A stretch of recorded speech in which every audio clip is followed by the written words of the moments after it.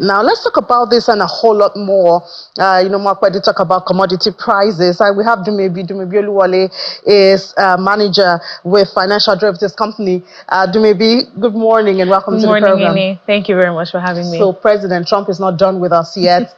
We thought there was a suspension on the 25% for Canada and Mexico. Yeah, and Mexico, yeah. Now it's aluminium from anywhere coming into the United States.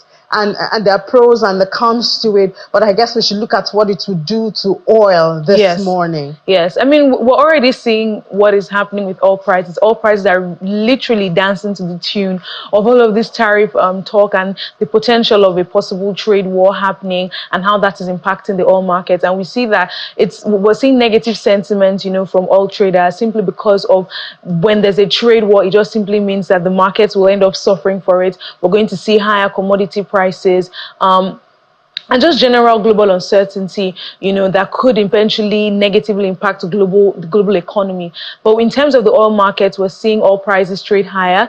Again, like I said, it's dancing to the tune. So some days ago, we saw that oil prices had declined when Donald Trump had mentioned the suspension of the tariffs. But now that, it's back up, now that those conversations are back again, we're already seeing oil prices, move in tandem. And with higher oil prices, what that simply means is that number one, we see there are two aspects of it. In terms for the government, it means that they might see an increase in revenue that will enable them meet to one extent the budget estimates that they have set up for 2025.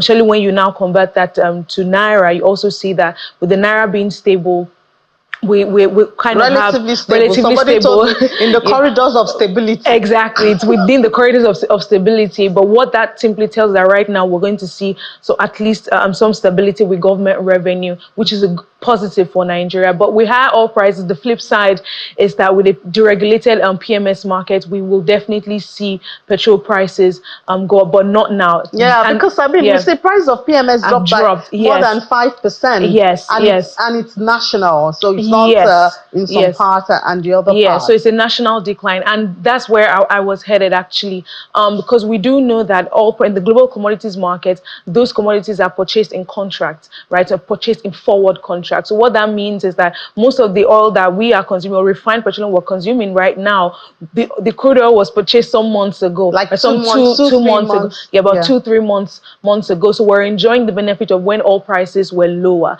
and that's one of the reasons why we're seeing the deregulated market. We did see Dangote create that transparency, ensuring that the export depot price declined. And remember, the last time I came, I did mention the lag effect, because when Dangote will decrease his export price, we will not see an immediate decline. Because even the trucks and the retailers already have stocks before then. So that's why we're just seeing the decline in retail, in the pump price of petrol. And again, with oil prices now coming back up, what this means is that we will likely see an increase in petrol prices over the next couple of months, right? So this is just to prepare the general public. So it's not Dangote.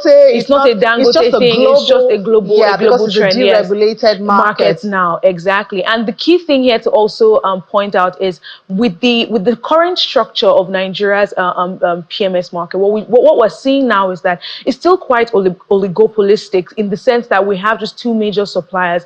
But at the mid-market level, what this now tells us is that there's some level of healthy price competition that could begin to happen across the wholesale and retail independent oil marketers for Nigeria, simply because most marketers now would want to source for the best form of supply to get the better price and get the better quality of PMS to sell, because now consumers now have options. They can get from an MRS at a cheaper price and at a better quality. So a mobile will also want to step up in that market. And what that means is that consumers will enjoy some level of price competitiveness that could eventually in the long run lead to more stability in the PMS price market for Nigerians. I wonder if this will make Nigerians say, okay, now, so let's deregulate, remove all subsidy on electricity. That will also give us an edge. I don't know. The supply dynamics for that's also quite different. We don't have multiple suppliers of electricity. Exactly. Right. Okay, so let's just enjoy this for now. Let's enjoy this for now. All right, Dumebi, thank you so much for bringing that perspective to it. Dumebi is a manager. I mean, you have a lot of titles with financial derivatives. You're a senior analyst, she's the manager, senior manager. But financial derivatives company. Thank you so Thank you. much. Thank you so much for having me. All right. All right, let's take a break now. When we come back, I know you've heard so much about that third party policy, insurance, and the police saying now they're going to be very stiff about it. Perhaps there are some benefits in that for you. We'll be having those conversations right after this break. Stay with us.